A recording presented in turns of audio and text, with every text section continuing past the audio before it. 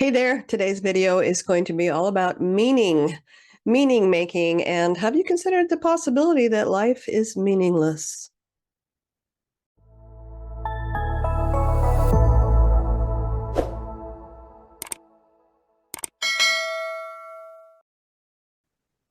In the work I do with my hypnosis clients, one of the key phrases or the key ideas that I work with them on is this.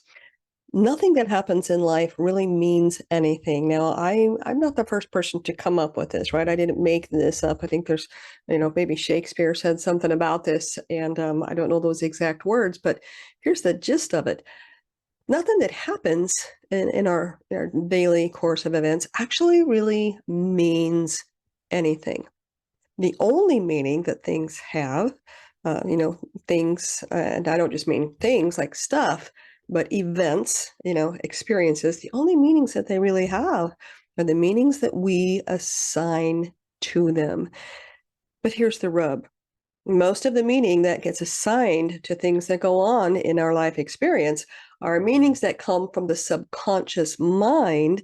And to make it even worse, most and many of those meanings we have inherited. They are ancestral meanings, right? So the meanings of a certain race, a certain gender, a certain age, a certain socioeconomic status. We look at people that are a certain way, and this meaning comes up for us, and we are completely unaware that that's even happening. We just don't like those people, or we have negative attitudes about, those kinds of people. And if you ever stop and think about it, the fact that somebody is this way or that way means absolutely nothing. Now, my clients come in for help because they've got a problem, right? Something's going on that is and usually I'm like the last resort. I always thought that'd be a good name for a hypnosis business. Call it last resort hypnosis because by the time people come to me, you know, they've talked to the psychiatrist, they've tried the antidepressants, they've been to the massage therapist and the chiropractor, and they've tried everything under the sun, and then finally they come to me. And it is so common that a lot of what's causing problem for people is the fact that their subconscious mind is assigning meanings to things for them that then result in conclusions about that event. And you know what? When I can get people to stand back a little bit and look at things from a different perspective and say, you're right, that doesn't have to mean that. When the fact is, nothing has to mean anything, right? So it doesn't mean that you live in a crappy neighborhood because it's so noisy all the time. That's a meaning that you're assigning to it based on values and beliefs that you probably inherited. Stop and think about it. Do you really agree with that? Think about the noises in your neighborhood. If that, just as an example, maybe those are the sounds of children playing, of happiness, the sounds of people taking good care of their landscaping, and it looks beautiful there, right? Can you change the meaning that you've assigned to that noise in your neighborhood? That doesn't mean you love the noise, but if you no longer assign a negative or derogatory meaning to something, you can remove yourself from being the victim of circumstances. And I'll tell you what, this is a phrase I heard a long time ago, and I think it's still true. I still agree with it. There are no victims, only volunteers. There are no victims, only volunteers. Now, don't be sending me hate mail and saying, yeah, I didn't volunteer to be assaulted by that person and, have somebody run into my car and all of that. That's not where I'm going with this.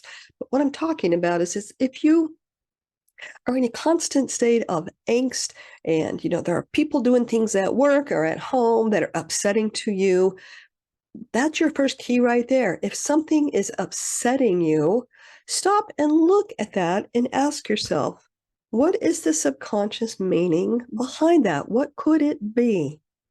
And do I actually agree with that? Because chances are you don't. Chances are that subconscious meaning that has been assigned to that unpleasant experience is something that you learned from your parents or from the media or from your culture, and it very, very well may not be true at all. I don't know if you're familiar with the work of a woman named Byron Katie. I always thought it was a man, but it's a woman, Byron Katie, and her work is magnificent. It's actually called The Work. But part of what she does when she works with people is she asks them three questions. And the first thing that she says when somebody presents an idea to her is number one, is it true? So if you find yourself upset about something, I'll give you an example. I had a client come in. She was very, very upset, and she said to me, "Nobody at work likes me." It was a big deal. And, she had assigned a meaning to that nobody at work liked her. So I said, "Well, is it true?" She said, "Well, I think so." Second question from Byron Katie again. Can you know if that's true? So I asked this young woman how many people work where you're at, and she said, well, there's about 800. And I said, you know absolutely without a doubt that not one single person there likes you. And she's like, well, no, of course I don't. Well, if you don't know that something can be absolutely true, then don't go around throwing statements about it that are negative, because it just honestly, it releases the wrong kind of chemistry, all that. Third question from Byron Katie again. Who would you be without that thought? And this is what brings us back to this idea that nothing has meaning in and of itself. If somebody at work gives you the cold shoulder and they're, gruff at you, you might assign a meaning to that person doesn't like me, that person's an asshole, they are this, they are that, or I am this and I am that. And truly, the fact that they responded to you in that way means nothing in and of itself. It could be 100 different things. We never know what people are going through. You know what? Maybe this person just got off the phone from the oncologist and the doctor said, you or a loved one has some disease and you're going to be gone in 6 weeks. Or maybe one of their kids got in trouble with the law and they're worried about them. Or maybe they just don't feel good. We never know. It's an infinite number of things that could be going on. So here's my point. Whenever you find yourself coming to a negative conclusion about something, chances are you're acting on the assumption that circumstance has a very specific meaning. And my message to you is that it does not. The only meaning that anything has is the meaning we give to it. I hope that makes sense to you. If you are relating to this, if you're having an aha moment, drop me a comment below in the comment section. And the question is, well, then what can we do about it? And of course, my answer is you can reprogram yourself, number one, to be aware of the fact that you have been subconsciously assigning meanings to things. What else could that mean? And perhaps it just doesn't mean anything. And so you program yourself and you retrain your brain to respond to life through the use of hypnosis.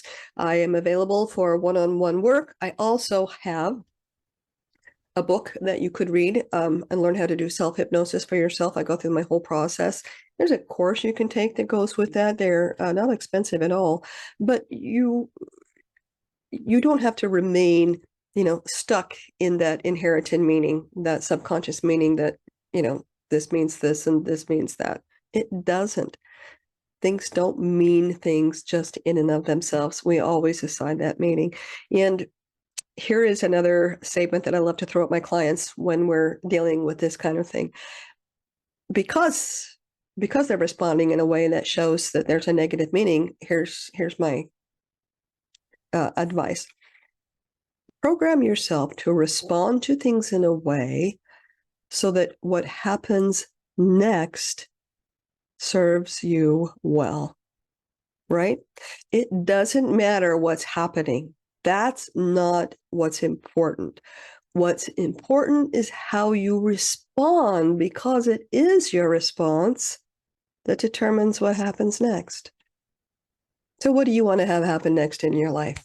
You wanna have happiness and joyfulness. Do you wanna have camaraderie with your workmates? And I mean, I'm not suggesting that, we all turn into a bunch of bliss ninnies and run around and all love and joy and all of that. I mean, you can if you want to. Nothing wrong with that. But the point is that you can train yourself to become aware of the meaning, the subconscious meaning you've assigned to things, and you can change that for yourself. And why would you do that? You do that for the betterment of your own lifestyle, right? So that you can live a happy life and have happy, healthy relationships and enjoy life. Life is good. And, they say life is what you make of it. Well, then make it a good one. I'll see you at the next go round.